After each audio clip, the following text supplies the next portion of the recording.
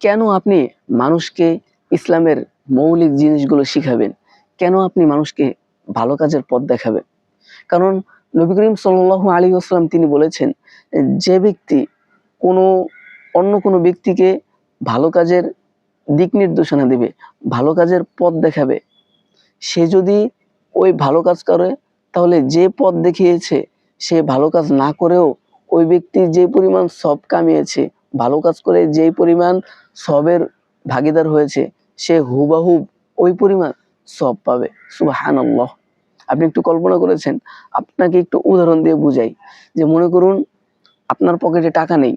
আপনি একজন ব্যক্তিকে বললেন যে, "ভাই, একজন গরিব ব্যক্তি এসেছে, আপনার যদি কিছু সামর্থ্য থাকে তাহলে কিছু টাকা দান করেন। আল্লাহ আপনার উপর অনেক খুশি হবে।" তখন কি করলো? ওই ব্যক্তি তার পকেট থেকে টাকা বের করে তাকে দান করলো। এই যে দান করার মাধ্যমে ওই ব্যক্তি যেই পরিমাণ সওয়াব অর্জন করেছে, আপনি শুধু আপনার মুখ দিয়ে তাকে এই দান করার কথা বলার কারণে হুবহুব সেই পরিমাণ সওয়াব পাবেন। যেমন কম্পিউটারের মধ্যে একটি জিনিস কপি করার পর এই কপিটা যদি ১০০ জন মানুষের কাছে শেয়ার করে দেওয়া হয়, তাহলে এই কম্পিউটার থেকে কি এই জিনিসটা একটুও কমে? কমে না, বরং যেটা আছে হুবহু সেটাই থাকে। তদ্রূপ আপনার মুখের বলার দ্বারা যদি কেউ ভালো কাজ করে, তাহলে ওই ভালো কাজের হুবহুব সেই পরিমাণ সওয়াব আপনার আমলনামায় আসবে।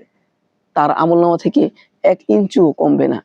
এজন্য দর্শক, সবসময় ইসলামের যত ভালো, ভালো কাজ আছে মানুষকে শিখাতে হবে, মানুষকে দিক নির্দেশনা দিবেন। তাহলে দেখবেন একসময় আপনার আখিরাতের অ্যাকাউন্টে এত পরিমাণ সওয়াব জমা হয়েছে যে আপনি কল্পনাও করতে পারবেন না।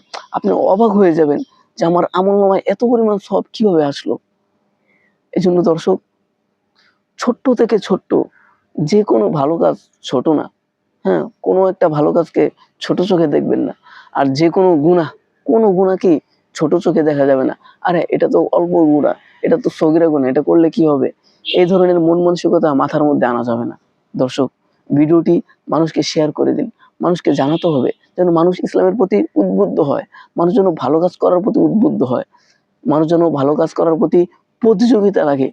এটাই আমাদের কাম্য। মানুষের কাছে ছড়িয়ে দিন। নিজে শিখুন এবং অপরকেও শেখান। দেখা হচ্ছে পরবর্তী কোনো এক ভিডিওতে।